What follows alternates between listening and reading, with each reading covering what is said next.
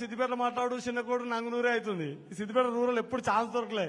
ఇలా పని కట్టుకొని బండి కట్టుకొని వచ్చిన ఇందాక ఖచ్చితంగా రూరల్ మండలం ప్రజలతో కాసేపు 2 నిమిషాలు మాట్లాడాలని. ఒకసారి జై తెలంగాణ, కారు గుర్తుకే అని అనాలి. ఒకసారి కారు గుర్తుకే, కేసీఆర్ హరీశ్వర్ల నాయకత్వం వర్ధిల్లాలి. కేసీఆర్ హరీశ్వర్ల నాయకత్వం. కేసీఆర్ గారు ఆశీర్వదించి పంపిన మెదక్ లోక్సభ అభ్యర్థిగా వెంకటరామరెడ్డి గారి కారు గుర్తుకే. థ్యాంక్ యూ అన్న. సభాధ్యక్షత వహిస్తున్న పార్టీ అధ్యక్షులు అన్న యాదన్నకు, వేదిక మీద ఉన్నటువంటి పార్టీ రాష్ట్ర కార్యదర్శి అన్న వేలేటి రాధాకృష్ణ శర్మ గారికి, సుడా మాజీ చైర్మన్ రవణకి, ఆత్మ కమిటీ చైర్మన్ అన్న ప్రభాకర్ వర్మకి, ఎంపీ గారికి, సీనియర్ నాయకులు బాలకిషన్ బాబుకి, అదేవిధంగా అందరికి పేరు పేరున అందరికి దండాలు. వచ్చినటువంటి మీ అందరికి ఇంత ఓపికతోటి సార్ అయితే నేను వెంకటరామరెడ్డి సార్ను ఇంత ఓపికతోటి ఇంతసేపు మాట్లాడతారని నేను కూడా ఎప్పుడు అనుకోలే. సారు రాజకీయ లక్షణాలు కాదు, రాజకీయ నాయకుని పూర్తిగా ఆహ్వానమైండు. ఇంకా నిమ్మలంగా ఓపికతోటి చెప్తుండు. ఇప్పుడు మనం మెదక్ పార్లమెంట్ ప్రధానంగా నిలబడుతున్నటువంటి 3 పార్టీల అభ్యర్థులకు సంబంధించి ఎవరైనా ఇట్లా వ్యక్తిగత సేవ చేసినటువంటి చరిత్ర గాని, ప్రజల పట్ల అంకితభావంతో పనిచేసిన చరిత్ర గాని, ప్రజలతో మమేకమైన చరిత్ర గాని ఉన్నదా అవలారా? ఒక ఆయనేమో ఎవరు టికెట్ ఇస్తారో ఎప్పుడు టికెట్ ఇస్తారో అని చెప్పి మొన్న అసెంబ్లీ ఎన్నికలప్పుడే 4 పార్టీలు మారిండు. ఓ దాంట్లో టికెట్ ఇవ్వకపోతే వాడిని తిట్టి ఇంకో దాంట్లోకి పోయాడు, ఆ నిడిచిపెట్టి ఇంకో దగ్గర పోతే వాళ్ళు మేము ఇయ్యం టికెట్ అంటే మళ్ళీ ఇంకో పార్టీలోకి పోయి 4వ పార్టీ టికెట్ అందుకొని 4 రోజులకే ఆ టికెట్ ఇచ్చినోండి మళ్ళీ ఆయన జాడిచి దాన్ని మళ్ళీ ఈ పార్టీలోకి వచ్చాడు. మీరు సెల్ ఫోన్లో జనరల్ గా వాట్సాప్ లో రీల్స్ చూస్తే ఆ మొన్న ఈయన ఇప్పుడు ఏ పార్టీ తరఫున నిలబడుతుండో ఆ పార్టీ తరఫున మొన్న నిలబడి ఆయన అభ్యర్థి చెప్పింది నిన్ను చెప్తోటి పందరాలు కొడతాను గసంటి బద్దలాడుకుంటూ తిరుగుతుడు. ఇక మన ముఖ్యమంత్రి ఉన్నాడు పాపం, అయితేనో లేదో అనుకున్నాడో అసలు ఆయన కూడా ఇంకా కిచ్చుకొని చూసుకుంటాడు ఇంకానే ముఖ్యమంత్రి అయినో లేదో అని. ఎవరైనా మన సిద్దిపేట నుంచి కేసీఆర్ గారిని గెలిపిస్తే కేసీఆర్ గారు మీ సిద్దిపేట ప్రజల రుణాన్ని నా తోలు తీసి చెప్పు కుట్టించినా మీ రుణం తీరది అని చెప్పిండు ప్రజలను.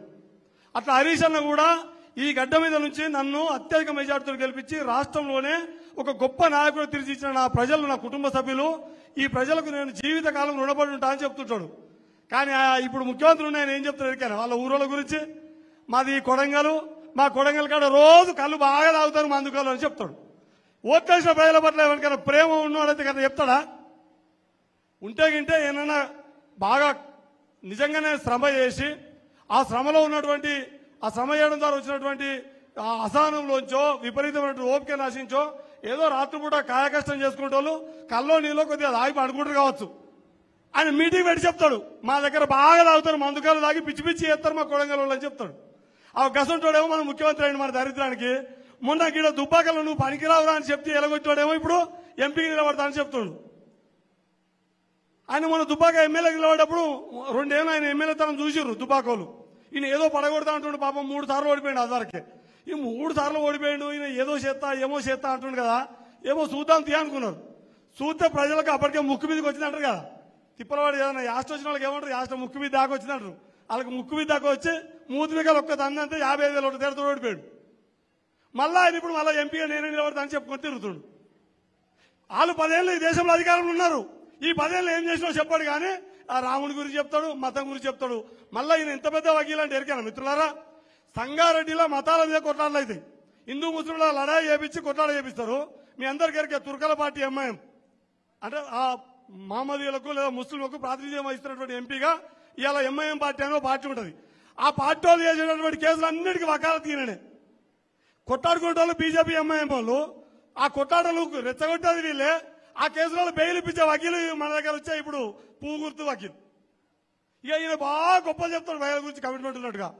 కానీ చూసారు కదా ఒక కాంగ్రెస్ పార్టీ నుంచి నిలబడబోతున్నటువంటి నీలం మధు చరిత్ర కానీ, లేదా పువ్వు గుర్తు నుంచి నిలబడబోతున్న రఘునందరావు చరిత్ర కానీ, లేదా ఒక మంచి అధికారిగా కేసీఆర్ హరీష్ రావు గారు ఏదైతే ఆశయాలు కలిగి ఉన్నారో వాళ్ళ ఆలోచనల్ని, వాళ్ళ మనసుని బుద్ధెరిగి వాళ్ళ ఆలోచనల్ని అడుగు అంటే అభివృద్ధి పథంలో నడిపించి ఇవాళ ప్రాజెక్టులు మన మెదక్ పార్లమెంట్ పరిధిలోనే మన సిద్దిపేట జిల్లాలోనే ఇవాళ 3 ప్రాజెక్టులు అయినాయంటే చాలా మంది అక్కడక్కడ కొందరు మాట్లాడుతున్నారు మన మిత్రులు కూడా వ్యక్తిగత చర్చలు కానీ హోటళ్లలో కానీ లేదా అక్కడక్కడ టీ టైంలలో కానీ లేకపోతే ఇంకా ఈవినింగ్ తీన్మార్ల కాడ కానీ ఏం మాట్లాడుతున్నారు అంటే సారు కొద్దిగా ముంపు బాధితులకు సంబంధించి కొద్దిగా ఉంటుందేమో అని అన్న. ముంపు బాధితుల సంఖ్య ఎంత, మునిగిందెంత, అవి మునడం వల్ల ఇలా ప్రాజెక్టులు కట్టుకుంటే నీళ్లు వారి రైతాంగం బాగుపడదెంత, ఆ బాగుపడే రైతాంగాన్ని మనం ఓన్ చేసి చెప్పాలి కదా.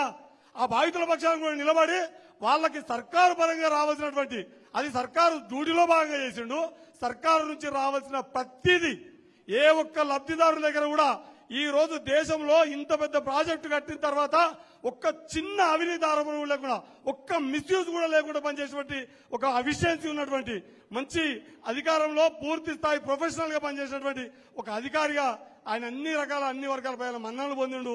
రేపు పూర్తి స్థాయి విశ్వాసం ఉంది. మెదక్ పార్లమెంట్ సభ్యుడిగా కూడా మనందరికి మన్ననలు పొందాలి.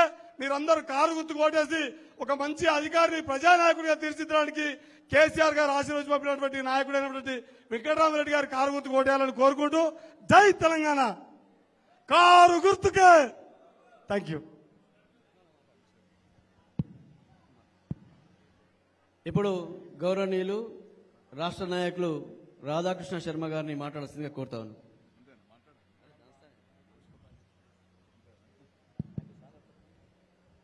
సభాధ్యక్షులు, మండల పార్టీ అధ్యక్షులు యాదయ్య గారు, కార్యక్రమంలో పాల్గొంటున్నటువంటి మెదక్ లోక్సభ అభ్యర్థి రిటైర్డ్ ఐఏఎస్ అధికారి గౌరవనీయులు వెంకటరామరెడ్డి గారు, సుడా మాజీ చైర్మన్ తమ్ముడు రవీందర్ రెడ్డి గారు, ఎంపీపీ మా శ్రీదేవి అక్క గారు, చంద్రన్న గారు, మా బాలకిషన్ కాక గారు, శ్రీనివాసరావు కాక గారు, హంసకేతన్ రెడ్డి గారు, సీన్ గారు, శ్రీకాంత్ రెడ్డి గారు, మా వర్మ ఆత్మ కమిటీ చైర్మన్ వర్మ గారు, మా బుసపురం రాజన్న గారు, మోహన్ రెడ్డి గారు, సత్యనారాయణ గారు, మా శ్రీహరి యాదవ్ గారు, యాదగిరి గారు, వేదిక మీద ఉన్నటువంటి ఇతర పెద్దలందరికీ, సిద్దిపేట రూరల్ మండలం బీఆర్ఎస్ పార్టీ సహచర కార్యకర్తలకు, అక్కా చెల్లెళ్లకు, అన్నాదమ్ములకు, పాత్రికేయ మిత్రులకు హృదయపూర్వక నమస్కారాలు. నిజంగానే వెంకటరామరెడ్డి సారు అధికారి కదా ఏం మాట్లాడతాడో అని అనుకున్నాం. అందరికంటే కూడా మా శ్రీహరి చెప్తుండే ఇప్పటిదాకా పూర్తిగా రాజకీయ నాయకుని అవతారం పూర్తి స్థాయిలో వచ్చింది అని. అంటే నిజంగా విద్యావంతుడుగా సమాజం మీద ఉన్న పరిస్థితుల పట్ల అవగాహన ఉన్న ఏ వ్యక్తి అయినా ఎటువంటి పరిస్థితుల్లోనైనా కలిసిపోయి మింగిలై పనిచేయగలుగుతాడు అనడానికి నిదర్శనమే వెంకటరామరెడ్డి సారు. నిజంగానే ఏమనుకుంటారంటే లక్ష్మీదేవి ఉంటే సరస్వతి ఉండదు, సరస్వతి ఉంటే లక్ష్మీదేవి ఉండదు అని ఒక నానుడి. ఎక్కడైతే బాగా విద్యావంతులై ఉంటారో వాళ్ళ దగ్గర డబ్బులు ఉండయి, బాగా డబ్బులున్న వాళ్ళకు చదువు రాదు. కానీ వెంకటరామరెడ్డి సార్ దగ్గర భిన్నంగా ఉన్నది. అంటే వాళ్ళ తల్లిదండ్రులు చేసిన పుణ్యం, వారికి జన్మనిచ్చిన తల్లిదండ్రుల యొక్క పూర్వజన్మ సుకృతం, తను నిజంగా రేపు రాజకీయంగా ఏమో సంపాదించుకోవాలనేటువంటి అవసరం లేదు తనకు. అదేవిధంగా విద్యావంతుడుగా ఏమనుకుంటాం ఎవరమైనా, నా కొడుకో బిడ్డనో ఐఏఎస్ ఆఫీసర్ అయితే మంచిగా ఉంటుంది, ఆల్ ఇండియా సర్వీసెస్ లో పనిచేస్తే మంచి ఉన్నత స్థాయికి వెళ్తారనేటువంటి భావన ఈరోజు ఎవరైనా, నేను నా పిల్లల గురించి అయినా ఇతరుల పిల్లల గురించి అయినా అదే ఆలోచన చేస్తాం. వెంకటరామరెడ్డి గారికి వారి తండ్రి రాజారెడ్డి గారు, వాళ్ళ అమ్మ పుష్పమ్మ నిజంగా ఏ జన్మలు చేసుకున్న పుణ్యమో వాళ్ళ ఇంట్లో ఇద్దరు ఐఏఎస్ ఆఫీసర్లు, వాళ్ళ అన్నగారు కూడా ఐఏఎస్ ఆఫీసర్ గా నల్గొండ జిల్లాలో పనిచేసిండ్రు. అంటే ఒక ఉన్నత విద్యావంతుడుగా మంచి నాలెడ్జ్ కలిగి సేవాభావంతో పనిచేసినటువంటి వ్యక్తిగా వెంకటరామరెడ్డి గారికి మంచి పేరుంది. సేమ్ టైం భగవంతుడి యొక్క అనుగ్రహం వల్ల ఎవ్వరికి చేయి చాచాల్సినటువంటి పరిస్థితి వారి కుటుంబానికి లేదు. ఇందాక వారు ఒక 2-3 ఎగ్జాంపుల్స్ చెప్పినారు. మేమైతే కొన్ని సందర్భాలలో గత 6.5-7 సంవత్సరాల కంటే నాకు వెంకటరామరెడ్డి గారు 2001లోనే వారు పీరియడ్ పనిచేసినప్పుడే నాకు పరిచయం. అప్పుడు మండల్ ప్రెసిడెంట్ గా పనిచేస్తున్నటువంటి సందర్భంలో వారితో పరిచయం అయింది. అంటే ఆనాటి నుంచి కూడా ఒక మంచి అధికారిగా పేరు తెచ్చుకున్నటువంటి వ్యక్తి. మరి ఆ రకంగా వారికి మంచి సమాజం పట్ల, సమస్యల పట్ల పూర్తి అవగాహన ఉన్నటువంటి వ్యక్తి. మరి ఆ రకంగా వారికి ఎవ్వరి నుంచి కూడా ఏమి ఆశించాల్సినటువంటి అవసరం లేకుండా భగవంతుడు వారికి ఆ అవకాశం ఇచ్చిండు. వారి సేవాభావాన్ని కూడా గత 6.5-7 సంవత్సరాలుగా సిద్దిపేటలో కలెక్టర్గా పనిచేసినటువంటి సందర్భంలో గాని, ఉమ్మడి జిల్లాలో జాయింట్ కలెక్టర్గా పనిచేసినటువంటి సందర్భంలో గాని అనేక మందికి ఉదారంగా సేవ, తన వ్యక్తిగతంగా ప్రభుత్వ పరంగా ఉదారంగా సేవ చేసినటువంటి పేరున్నటువంటి వ్యక్తి వెంకట్రామరెడ్డి గారు. నిజంగా ఒళ్ళు పులకరించింది తను ఒక మాట చెప్తుంటే. ఒక తన దగ్గర పనిచేసిన ఎంతో మంది సర్వీసులో పనిచేస్తూ ఉంటారు, అటెండర్లుగా, డ్రైవర్లుగా, ఇంకా ఏదో ఇంట్లో పనిచేసే వ్యక్తులుగా, మరి ఉన్నత హోదాలో ఉన్నప్పుడు చాలా మంది పనిచేస్తూ ఉంటారు.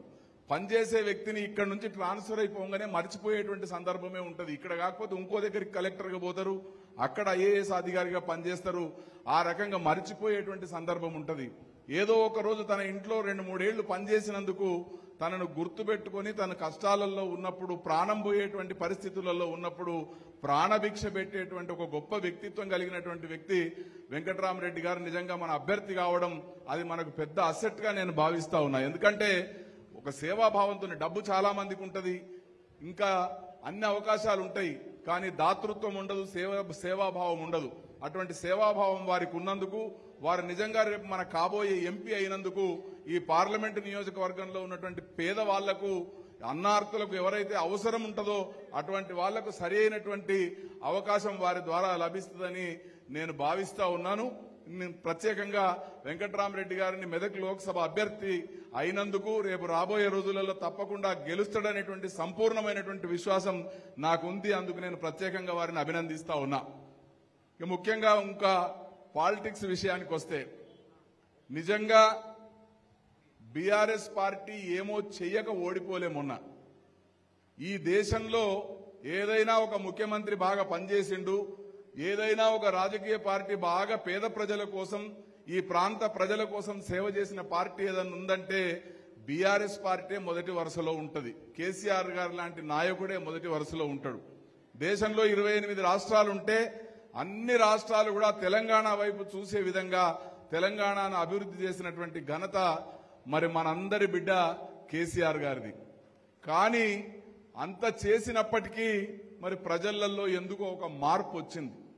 మనం చేసిన తప్పేం లేదు, కానీ ఎదుటి వాళ్ళు చెప్పినటువంటి మాయ మాటలు, ఎదుటి వాళ్ళు చెప్పినటువంటి అపోహలు, అభూత కల్పనలు ప్రజలు నమ్మి కేవలం 1.8% ఓట్లతోని మనల్ని ప్రజలు విస్మరించినటువంటి సందర్భాన్ని మనం చూసినాం. కానీ 4 నెలలైంది. 4 నెలలలో ఈనాడు ప్రజలలో చాలా పశ్చాత్తాపము, మేము నిజంగానే తప్పు చేసినమేనము అనేటువంటి భావన అందరూ ప్రజలలో వస్తుంది.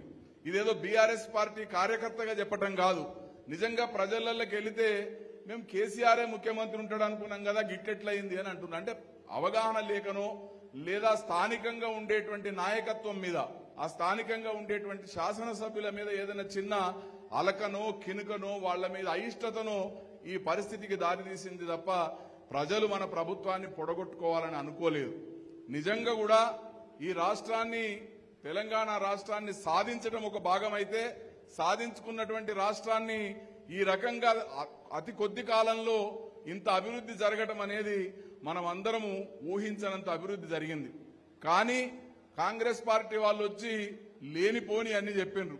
చిన్న ఎగ్జాంపుల్ ఒకటే, మేమందరం కూడా పోయినాం, మా రవీందర్ రెడ్డి మేమందరం కూడా మేడిగడ్డ ప్రాజెక్టుకు పోయినాం. ప్రత్యేకంగా మేడిగడ్డ ప్రాజెక్ట్ ఏదో 2-3 పిల్లర్లు కుంగిపోతే